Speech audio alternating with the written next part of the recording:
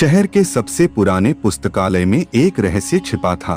यह पुस्तकालय वर्षों से बंद था, लेकिन जब प्रशासन ने इसे फिर से खोलने का फैसला किया तो एक अजीब घटना घटी। पुस्तकालय के चौकीदार रामलाल पहली रात ड्यूटी पर था। आधी रात को उसने अंदर से धीमी धीमी सरसराहट सुनी। जब उसने भीतर झांका तो एक पुरानी अलमारी का दरवाजा थोड़ा खुला था। जैसे ही उसने अलमारी के अंदर देखा, एक धूल भरी डायरी पड़ी थी। डायरी के पहले पन्ने पर लाल स्याही से लिखा था, यदि तुमने इसे छू लिया है तो अब तुम भी इस रहस्य का हिस्सा बन चुके हो। रामलाल घबरा गया, लेकिन उत्सुकता में उसने पन्ने पलटना शुरू किया। डायरी के अंदर कई अजीब कोड लिखे थे, संख्याएं, अक्षर और कुछ रहस्यमयी चिन्ह। अगले दिन उसने अपनी भतीजी साक्षी को यह डायरी दिखाई। साक्षी गणित की छात्रा थी। उसने उन कोड्स को देखकर कहा, ये संख्याएं किसी प्राचीन भाषा के संकेत हो सकते हैं। शायद इसमें किसी खजाने का रहस्य छिपा हो।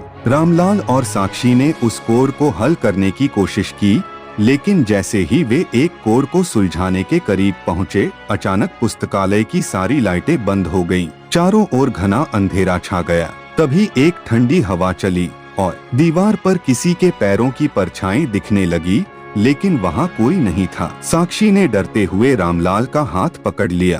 काका, यहाँ कुछ है।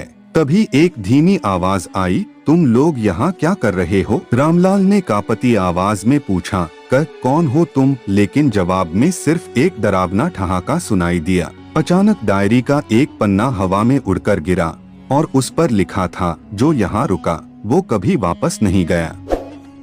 अब रामलाल और साक्षी समझ चुके थे कि यह सिर्फ एक रहस्य नहीं, बल्कि एक खतरनाक जाल था।